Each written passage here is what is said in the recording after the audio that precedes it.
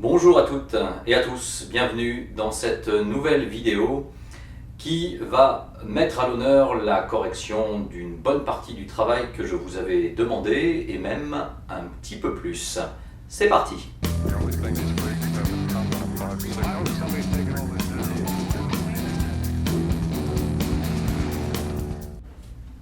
Bien, nous nous retrouvons pour donner des éléments de correction, des éléments de compréhension à la suite des questions aussi que vous m'avez posées par l'intermédiaire de iCart, voire même de Pronote, comme il était tout à fait prévu. Tout d'abord, vous savez que nous travaillons sur les énergies, énergie mécanique, énergie cinétique et énergie potentielle de position, ou appelée aussi énergie potentielle de pesanteur, puisque c'est une réserve d'énergie qui a un lien avec la gravité. Commençons par ça, j'ai eu quand même quelques questions. Certains parmi vous se demandent encore ce que représentent exactement ces énergies. Alors, pas de panique, nous sommes en troisième, c'est une nouvelle connaissance. Et pour le coup, il est tout à fait normal que ça vous semble encore un petit peu un concept difficile. L'énergie, c'est un mot que vous employez déjà depuis quelques temps. On vous fait faire des diagrammes énergétiques depuis la sixième en réalité. Mais l'énergie reste un concept assez difficile à cerner, même pour tout vous dire, même après le collège, même au niveau lycée, même encore après. Et principalement, pour une raison que vous allez comprendre, c'est que l'énergie finalement, c'est plutôt la mesure de ce qui va servir à réaliser quelque chose. Et cette phrase déjà induit le fait que l'énergie est quelque chose d'assez immatériel, d'assez impalpable, quelquefois même dont on ne voit pas les effets directement. Et ce que nous voyons concrètement, ce sont des effets. Alors pour parler clairement, l'énergie cinétique est peut-être la plus facile à comprendre. L'énergie cinétique est liée à la vitesse. Vous avez vu que sa formule mathématique était EC égale 1/2 fois m fois v au carré. Et on comprend bien que m étant la masse de l'objet qui est en train de bouger, v étant sa vitesse, on comprend bien, si vous avez fait les calculs à la calculatrice et avec le tableur dont je vous avais donné le fichier, on comprend bien que plus la valeur de v, la vitesse, va être grande, plus le résultat du calcul EC égale 1/2 fois m fois v au carré va être grand aussi. On comprend bien donc que cette énergie est bel et bien liée à la vitesse. Certains élèves du coup avaient compris, à travers mes explications de la dernière fois, dans les vidéos précédentes, ou à la suite de lecture, dans le livre notamment, ou sur internet, avait compris que l'énergie cinétique était l'énergie de la vitesse. C'est un mot, c'est une expression qu'on trouve assez régulièrement dans la littérature, effectivement, et ce n'est pas faux. Mais méfiance, ne faites pas de raccourci. L'énergie de la vitesse, ça donne l'impression que l'énergie cinétique est redondante avec la vitesse. Je m'explique, ça peut donner l'impression à certains élèves que, après tout, pourquoi avons-nous inventé cette expression énergie cinétique et cette façon de la mesurer en joules, puisque ça n'a l'air d'être que une traduction, une sorte d'équivalence avec la vitesse. Non, attention, c'est une énergie qui est liée à la vitesse, mais ce n'est pas exactement une vitesse. D'ailleurs, l'unité n'est pas la même, ce ne sont pas des mètres par seconde. Et puis, regardez la formule mathématique, nous mettons la vitesse au carré.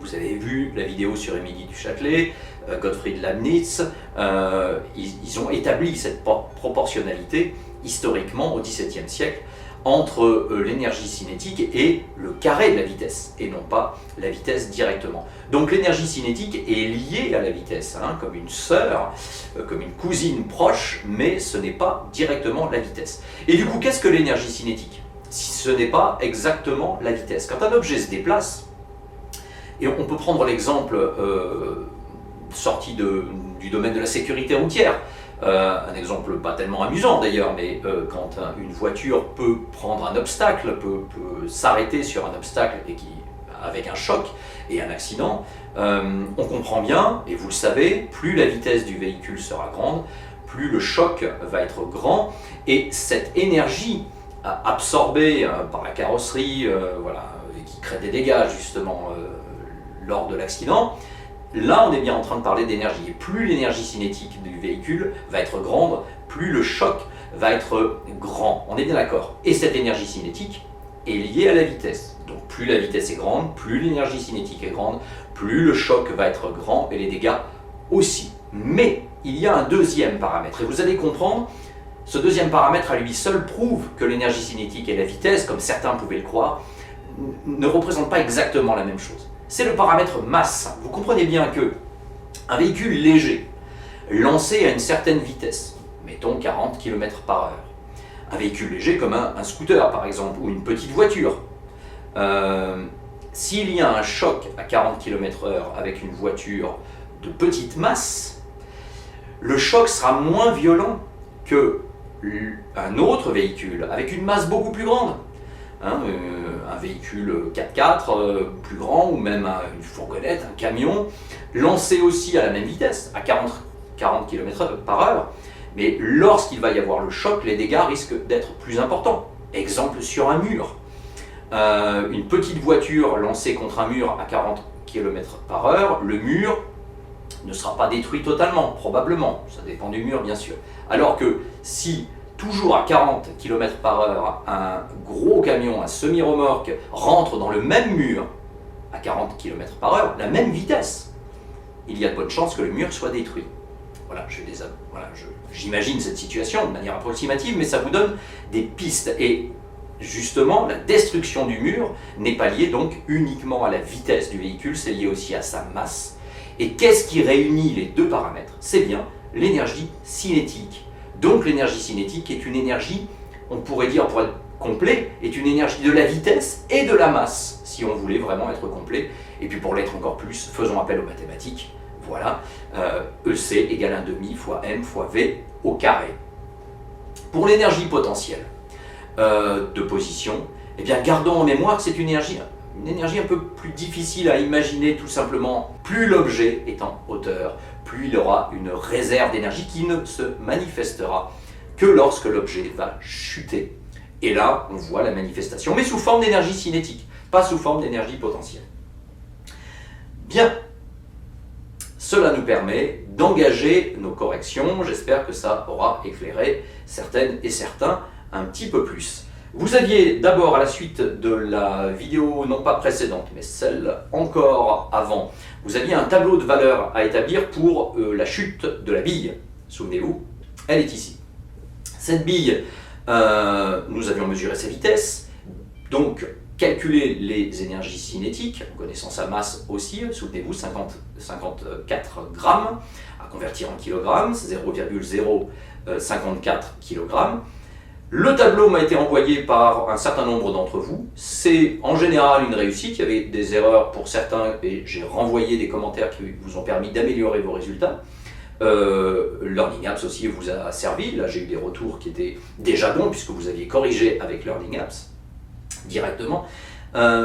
Ce tableau, finalement, qu'est-ce qu'il faut en retenir? Je joins la correction à cette vidéo, bien évidemment. Je ne vais pas vous lire les lignes, regardez-les directement. Je vais les afficher en surimpression par-dessus cette vidéo à l'instant. Mais qu'est-ce qu'il fallait en retenir? Eh bien, principalement la dernière colonne, la colonne énergie mécanique. On se rend compte que toutes les valeurs obtenues dans la dernière colonne, énergie mécanique, en joules, sont quasiment les mêmes.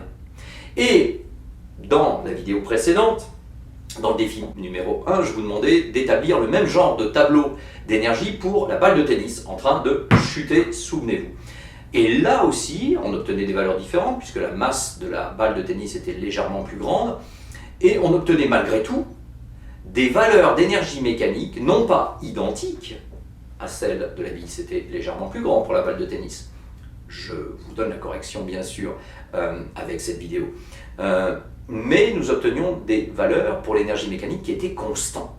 Là aussi, constantes, c'est-à-dire, ou presque constantes, c'est-à-dire que chaque case de l'énergie mécanique, quelle que soit la hauteur, quelle que soit la vitesse de la balle de tennis ou de la bille, on obtenait des valeurs qui étaient quasiment identiques sur le parcours de la balle en train de chuter ou sur le parcours de la bille. Attention, je n'ai pas dit que les valeurs de la balle et de la bille étaient les mêmes, mais pour la balle de tennis, les valeurs sont les mêmes le long de son parcours. Pour la bille, les valeurs sont les mêmes le long de son parcours, ou presque les mêmes. Alors effectivement, quand on fait des mesures plus précises, puisque là c'était des mesures niveau collège avec le matériel dont nous disposons, quand on fait des mesures plus précises, on se rend compte que les valeurs sont effectivement encore plus proches quand on affaiblit les incertitudes de mesure.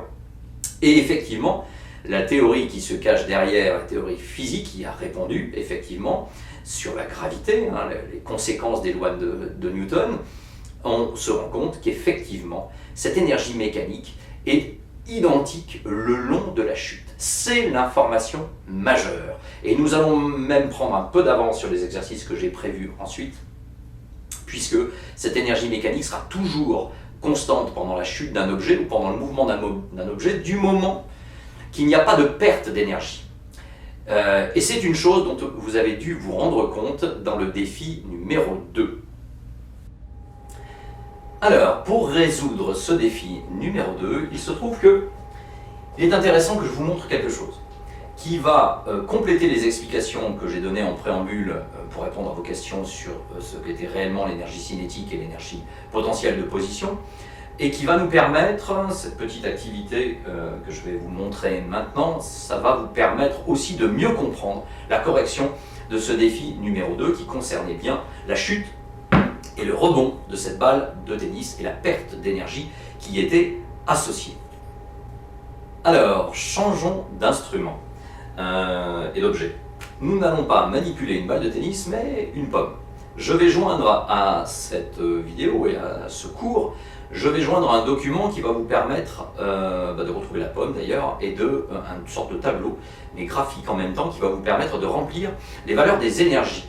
Alors, nous n'allons pas travailler sur des valeurs précises en joules, contrairement à ce que nous avions fait la dernière fois, par des calculs relativement précis tout de même. Là, nous allons travailler sur le raisonnement qui est associé à la compréhension de ces énergies et surtout au lien qu'il y a entre l'énergie cinétique, l'énergie potentielle de position et l'énergie mécanique. Ces trois énergies sont reliées mathématiquement, mais aussi dans votre compréhension. Il y a des transferts internes d'énergie entre ces trois sortes d'énergie. Alors cette pomme, qu'est-ce que nous allons faire? Nous allons la faire chuter aussi, alors, sauf que là nous allons plutôt imaginer qu'elle chute. Regardez ici sur ma table, je vous ai amené une réglette encore, cette fois-ci que j'ai posée à l'horizontale, mais nous allons imaginer que cela représente la verticale. Tout simplement parce que vous allez voir, nous allons donner des explications en même temps. La pomme, je vais la poser ici, et on va imaginer que c'est une position qui est relativement élevée, hein, voilà, elle est à quelques mètres de haut. On ne va pas se donner d'idée d'échelle d'ailleurs, hein, elle est en hauteur. Et on va imaginer que cette réglette, que j'ai appelée ici, regardez la hauteur H, on va imaginer qu'en 5 étapes, mais c'est un mouvement continu, on va imaginer que cette pomme est en train de chuter. Donc, qu'elle est en train de faire ce genre de mouvement pour se retrouver au sol dans cette position-là. Parallèlement à ça, j'ai amené des petits disques colorés qui peuvent ressembler à une sorte de jeu. En réalité, ça va nous servir à comprendre. Regardez, chaque petit disque est constitué d'une couleur d'un côté avec un symbole. Ce symbole, c'est EP en réalité, vous reconnaissez, énergie potentielle de position. Lorsqu'on retourne cette gommette, ce disque, on se retrouve avec un disque d'une couleur différente et il est noté énergie cinétique. Ce que nous allons faire, c'est simuler la chute de la pomme. La pomme se trouve en hauteur. Commençons. Du coup, la compréhension de ce phénomène sera analogue à ce que vous aviez déjà fait avec la bille et la balle de tennis. Donc, ça devrait nous éclairer grandement sur ce qui s'est passé à ce moment-là.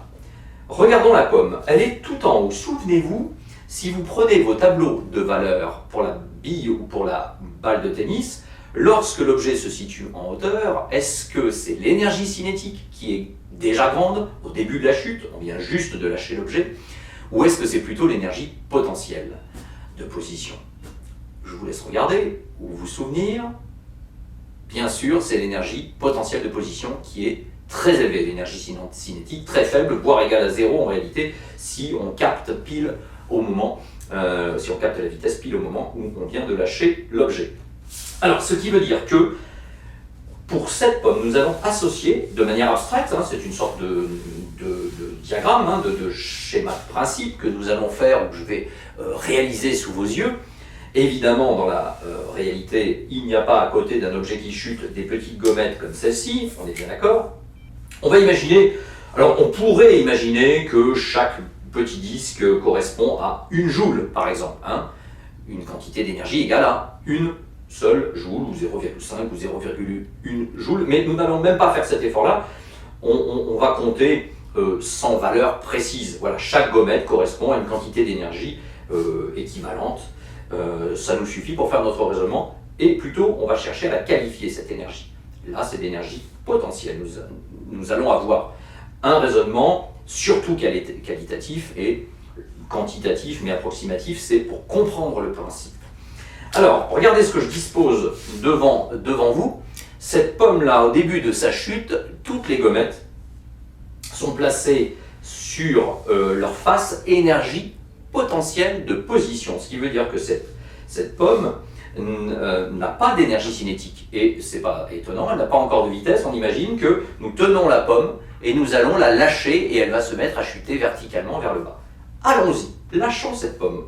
Tout le monde sait, évidemment, qu'elle se met à chuter vers le bas, comme la balle de tennis la dernière fois. Alors, imaginons que nous faisons des chronophotographies. Cette pomme vient de chuter, elle est légèrement descendue. Demandons-nous ce qui s'est passé au niveau des gommettes. Nous savons que l'objet, à ce moment-là, accélère et va avoir une vitesse pas très grande. Regardez vos tableaux, hein, pour la balle de tennis et la bille. La première vitesse capturée n'est pas très grande, c'est même la plus petite de l'ensemble du tableau. Mais ce qui veut dire que s'il y a une vitesse, il y a un petit peu d'énergie cinétique. Ce qui veut dire que les énergies associées à la pomme sont légèrement différentes.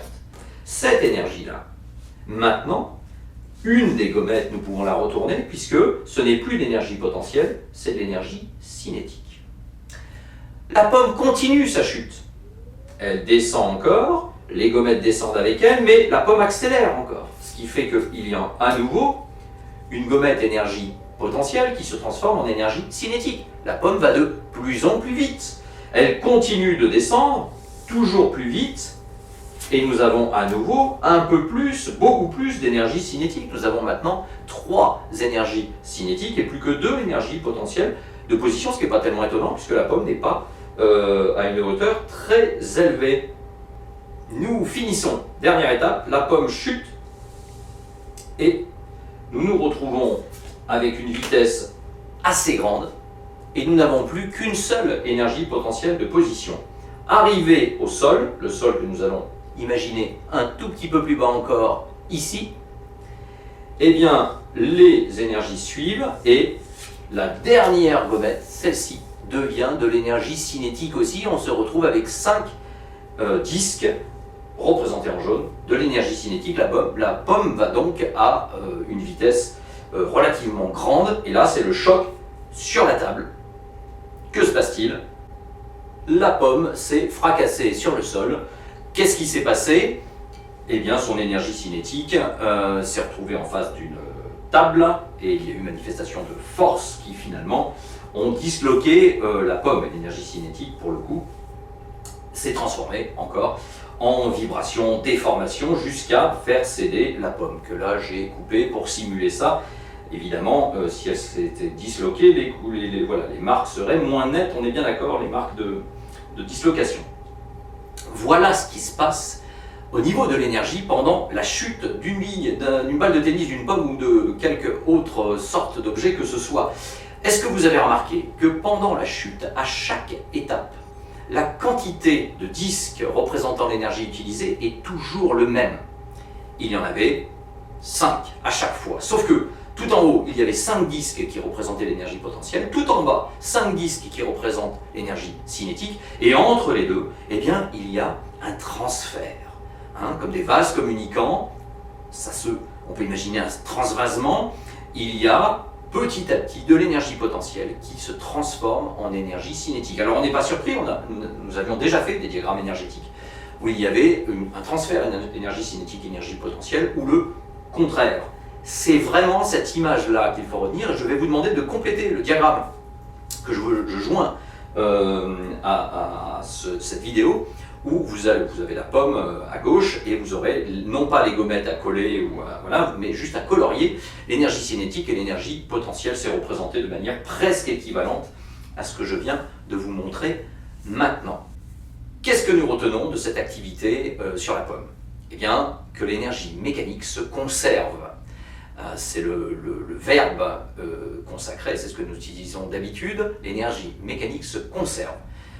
Qu'est-ce que cela veut dire? Se conserver, eh bien que la valeur reste constante.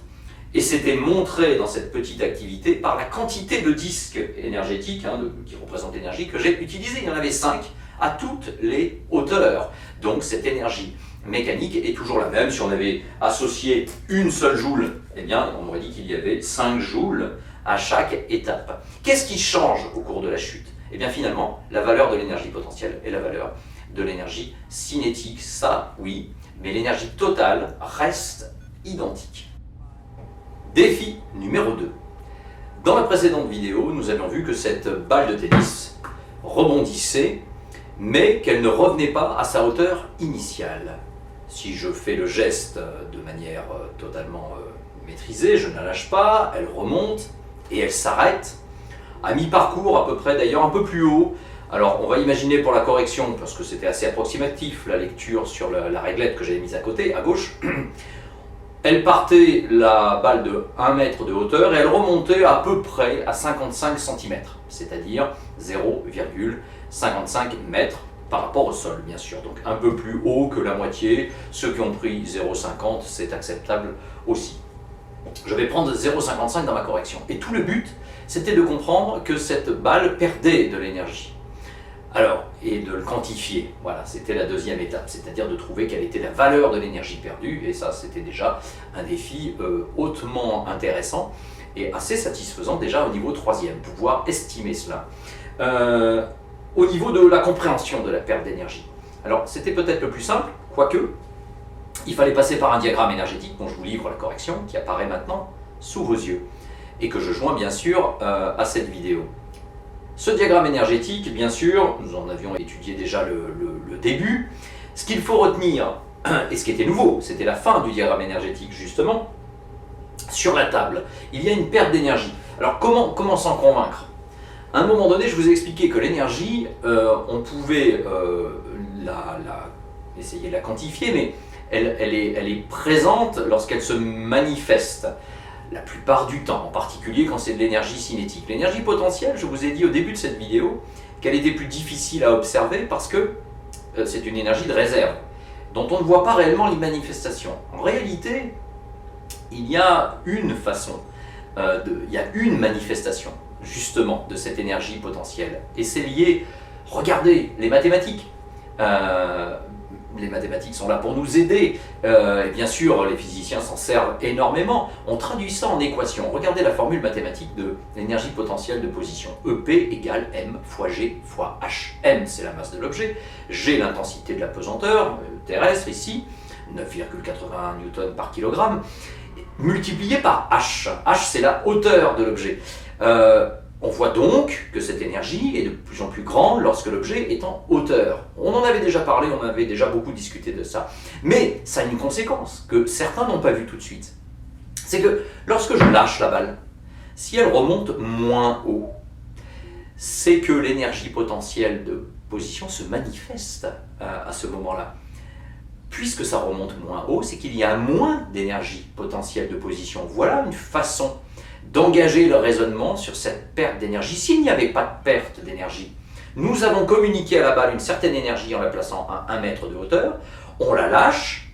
Vous avez compris dans l'activité précédente avec la pomme que toute l'énergie potentielle se transforme progressivement en énergie cinétique. Au moment du rebond, nous voyons bien que la balle remonte, et d'ailleurs ceux qui sont habitués dans tous les sports où on joue avec une balle, grosse ou petite, on sait très bien qu'au moment du rebond, ça a tendance à partir relativement vite, et puis arriver en haut du rebond, eh bien la vitesse a tendance à se stabiliser, à être nulle très peu de temps, et l'objet repart en chute libre en réaccélérant. On repère donc que cette énergie cinétique, la vitesse en tout cas, change de direction au moment du rebond, mais l'énergie cinétique est toujours là, l'objet est encore rapide. Si la balle arrive très rapidement sur la table, elle repart tout aussi rapidement, mais dans l'autre sens. L'énergie cinétique est toujours là. Et s'il n'y avait pas de perte d'énergie, l'objet repartirait aussi vite et il remonterait aussi haut. Et c'est pas du tout ce qui s'est passé. L'objet est remonté, mais beaucoup moins haut. Il n'est pas remonté à 1 mètre, il s'est arrêté à 55 cm. C'est la manifestation, et voilà, il faut avoir les yeux du physicien pour l'interpréter, le voir. c'est la manifestation d'une perte d'énergie. L'énergie potentielle de position est moins élevée qu'elle ne l'était lorsqu'on a lâché la balle à 1 mètre de haut. Voilà la manifestation de l'énergie potentielle de position, c'est la position, justement. Sur le diagramme énergétique, vous voyez donc que ça se manifeste clairement, hein, il y a 2 flèches, vous regardez en même temps que moi. Au moment du choc sur la table, je vous ai tracé donc une énergie que j'ai appelée mécanique, je vais y revenir, qui est un mélange en réalité d'énergie cinétique et potentielle, hein, on l'a vu, hein, ça se transvase entre les deux. Cette énergie mécanique est bien recommuniquée à la balle, c'est l'énergie utile, alors qu'une partie est perdue. J'ai appelé ça énergie sonore, alors, parce qu'on entend le bruit, hein, évidemment. Ce sont des vibrations dans la balle, des déformations légèrement, de l'énergie calorifique pour tout vous dire aussi, ça chauffe légèrement, très légèrement, vibrations dans la table. Bon, c'est principalement de l'énergie sonore dans ce cas-là, donc c'est ce que j'ai noté. Pour ne pas surcharger le diagramme, énergie sonore, on peut garder ça en première approximation. Comment la quantifier? Alors ça, c'était pas évident. Vous avez compris maintenant que lors de la chute de la balle, il y a toujours une énergie cinétique, toujours une énergie potentielle, les valeurs varient, on a compris qu'il y avait une forte énergie potentielle en haut, très peu d'énergie cinétique, ou même pas du tout, et le contraire, ça se transvase, et en bas, beaucoup d'énergie cinétique et peu d'énergie potentielle. Lorsqu'on se demande quelle est la quantité d'énergie perdue, finalement, on pourrait essayer de calculer à n'importe quelle hauteur, après le premier rebond, donc une fois que la balle a rebondi, quel que soit l'endroit après le rebond, on pourrait imaginer qu'on calcule l'énergie mécanique, ici, ici, ou ici, ou ici. Le but pour le physicien, c'est de se demander à quel moment, à quel endroit cette énergie est plus facilement calculable. Et ça aussi, c'est un raisonnement que je vous avais laissé mener, je n'avais pas donné d'indication là-dessus, mais c'est une façon de raisonner importante en science. Lorsqu'on est en face d'un problème, et là, dans ce cas-là, quantifier une perte d'énergie, il faut se demander s'il n'y a pas une méthode plus courte, plus simple, donc efficace, voilà, puisque certaines fois, voilà, certains endroits, certains moments vont être incalculables, tout simplement parce qu'il y a des valeurs que vous ne connaissez pas. Là, typiquement, il y a un indice que je vous ai donné tout à l'heure. Lorsque la balle rebondit, elle arrive à 55 cm de haut et sa vitesse se stabilise de manière nulle, d'ailleurs, elle ne bouge plus pendant un moment. Si je faisais un ralenti, là je vais faire un faux ralenti, la balle remonte, s'arrête et redescend. Et bien au moment où elle s'arrête, c'est très intéressant, c'est exactement d'ailleurs le moment où on a repéré les 55 cm. C'est un lieu parfait, puisque à ce moment-là nous connaissons sa hauteur, 55 cm, et nous savons que sa vitesse est nulle. Ceux qui ont bien compris ce que c'était que EP et EC voient déjà où je veux en venir, les autres. Nous cherchons à calculer EC et EP. Si sa vitesse est nulle, ça va aller très vite. Je rappelle que la formule de l'énergie cinétique, c'est EC égale 1,5 fois M fois V au carré. Et je viens de vous dire que la vitesse de la balle, à ce moment-là, au sommet de son premier rebond, la vitesse est nulle. Donc 1,5 fois M, quel que soit M, 62 grammes il me semble, de mémoire, fois 0 au carré. Est-ce que tout le monde se souvient qu'une multiplication avec plusieurs facteurs, si l'un des facteurs est nul, le résultat de la multiplication, le résultat du produit, est forcément nul. D'accord? N'importe quel nombre fois n'importe quel nombre fois 0, ou fois 0 au carré, ce qui revient au même, eh bien ça va donner 0. Donc l'avantage du sommet du premier rebond, c'est qu'on sait déjà, le calcul va être très simple, EC égale 0 joule en réalité. Et l'énergie potentielle qui est égale à M fois G fois H, M nous connaissons, c'est la masse de la balle de tennis, et d'ailleurs je vérifie, j'ai cette valeur quelque part, et ça doit être 62 grammes, oui effectivement, donc 0,062 kg. M c'est bon, nous connaissons, G, intensité de la pesanteur, 9,81 newton par kilogramme, et enfin fois H, eh bien vous l'avez repéré vous-même, 55 cm, 0,55 mètres, donc nous pouvons calculer l'énergie potentielle à ce moment-là. Qu'est-ce que nous obtenions? Je vous laisse faire les calculs. Nous obtenions 0,335 joules. Et cette valeur, c'est l'énergie potentielle, mais c'est aussi l'énergie mécanique, puisque à chaque fois que nous sommes tout en haut d'un mouvement de chute libre ou de rebond, nous sommes au maximum de l'énergie potentielle alors que l'énergie cinétique est nulle. Et lorsqu'on additionne les deux, énergie cinétique 0 joule plus énergie potentielle 0,335 joules, cela donne une énergie mécanique égale à 0,335 joules. Alors, nous y sommes presque. Je vous ai donné un document où la correction est écrite, mais je rajoute des explications visuelles et audio pour vous, hein, en parole. Nous venons d'établir que cette balle, lorsqu'elle rebondissait après son premier rebond et au sommet de son premier rebond, elle avait une énergie mécanique égale EC plus EP égale 0,335 joules. Si on fait on étend un peu notre raisonnement, nous avons compris, grâce au raisonnement sur la pomme, sur la bille, sur la balle de tennis, nous avons compris que cette énergie mécanique est toujours égale à 0,335 joules pendant tout le temps où la balle de tennis est remontée après le premier rebond, et même tout le temps où elle va retomber avant le deuxième rebond, puisqu'il y aurait un deuxième rebond, bien sûr, que nous n'avons pas étudié. Cette énergie mécanique est donc valable pour l'ensemble du premier rebond. Demandons-nous maintenant quelle était la valeur de l'énergie mécanique pendant le temps de la première chute, avant même le premier rebond.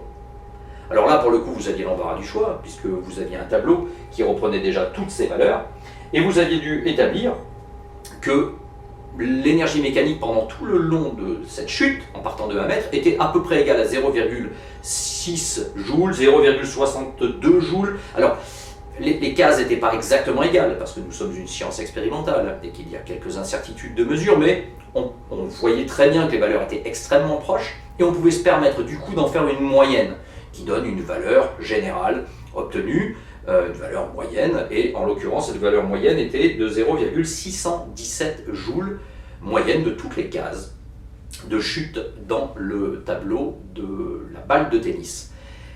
Bilan, lorsque nous lâchons la bille depuis 1 mètre de hauteur, tout le long de son parcours, elle a une énergie mécanique de 0,617 joules. Et après son rebond, nous venons d'établir il y a quelques minutes qu'il ne lui restait qu'une énergie mécanique de 0,335 joules. Elle a donc perdu de l'énergie. Et pour quantifier la quantité perdue, il suffisait de faire une soustraction 0,617 moins 0,335 joules.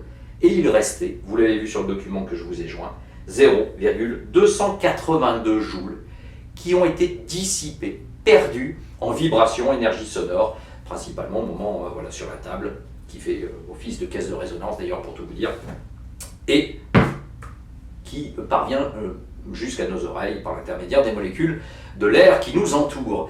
Donc cette énergie n'est plus dans le mouvement de la balle et sa chute, mais est dissipée principalement en énergie sonore, 0,282 joules.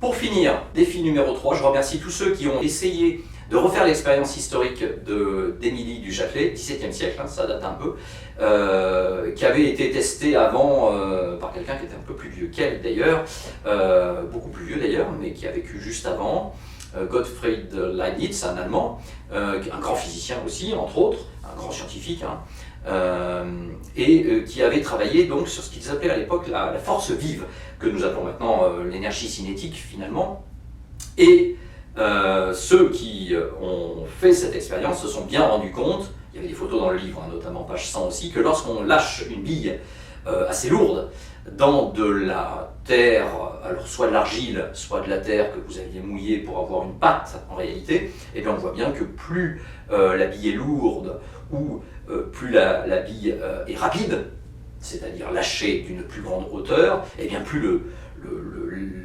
l'épaisseur du trou qui est fait dans la terre, dans l'argile, va être profond, bien sûr. Émilie du Châtelet en avait déduit que l'énergie cinétique était proportionnelle non pas à la vitesse, comme le pensait Newton, mais au carré de la vitesse. La vidéo de très bonne qualité, E égale mc2, biographie d'une équation, alors une autre équation qui nous emmènerait hors programme et qui est très intéressante, hein. E égale mc2, évidemment, équation probablement établi par le physicien le plus connu au monde, même encore aujourd'hui, début du XXe siècle, Albert Einstein, Mais ce reportage passionnant, ce film passionnant, revenait sur les étapes historiques qui ont permis à Einstein de découvrir son équation et les théories de la relativité qui vont avec, mais en revenant sur des points particuliers, et notamment sur cette énergie cinétique qui avait précédé les raisonnements d'Einstein. Et là, pour le coup, nous nous retrouvions exactement dans notre programme. Ceux qui ont regardé la vidéo en entier ont eu raison, puisqu'il y a tout un tas d'autres passages passionnants, même si beaucoup sont hors programme. Mais pour votre culture générale, c'est évidemment très très bon. Mettons à profit le temps que nous avons en ce moment pour ça. Donc, voilà la conclusion à laquelle il fallait arriver, hein, que l'énergie cinétique est proportionnelle à V au carré et non pas à V, mais nous le voyons, nous l'avions vu déjà dans la formule mathématique, hein, EC égale 1/2 fois M fois V au carré. Voilà qui clôt la série de défis. Je vous invite à aller voir une simulation faite par l'Université du Colorado, université américaine. Alors une simulation qui est traduite d'ailleurs en français aussi, entre autres. Donc vous aurez des termes en français qui vont s'afficher à l'écran. Alors c'est une simulation sur les énergies potentielles cinétiques et mécaniques, mais qui va vous permettre de encore mieux appréhender ce transfert énergie cinétique, énergie potentielle de position, comme j'ai pu vous le montrer avec les disques et l'activité sur la pomme tout à l'heure. Cette simulation, je vous mets le lien. Alors, je vous invite à la tester. Il y a 3 sortes de simulations. Il y a une simulation d'introduction, et puis il y en a 2 autres qui, au bas de votre écran, vous verrez, vous pouvez choisir de complexifier un peu plus, de faire intervenir les frottements notamment, et puis voire même de dessiner votre parcours. C'est quoi? C'est un skatepark, hein, c'est le skateboard, hein, planche à roulettes. Mais en français, vous avez ça. Je vous mets le lien. Faites bouger le personnage, faites apparaître sur le petit curseur histogramme, éventuellement le curseur vitesse, et vous allez voir ces transferts d'énergie, mieux les comprendre encore, et vous habituer à ces transferts. Et notamment le fait que lorsqu'il n'y a pas de frottement, vous verrez que les énergies se conservent totalement. Lorsqu'un objet est lâché, il remonte aussi haut. Si vous dessinez un parcours de skatepark en V, vous verrez que votre personnage, s'il n'y a pas de frottement, il va remonter aussi haut par rapport aussi haut que son point de départ. Si vous mettez des frottements, vous verrez que le skateur ne va pas remonter aussi haut, il y a de l'énergie perdue. Ça va vous permettre de trouver là une confirmation de ce que je vous disais tout à l'heure, enfin un entraînement, disons, qui va vous habituer à cette idée-là, que l'énergie mécanique se conserve lorsqu'il n'y a pas de frottement. Voilà. C'est dans ce cas-là qu'elle se conserve. Et ça va donner lieu à quelques exercices ensuite. Je vous joins les exercices avec cette vidéo. Exercices à faire pour la prochaine fois. Et je vais, je pense, directement vous préparer une vidéo qui permet de les corriger, ces exercices. Voilà, c'est tout pour aujourd'hui. Bon courage à tous et à la prochaine fois.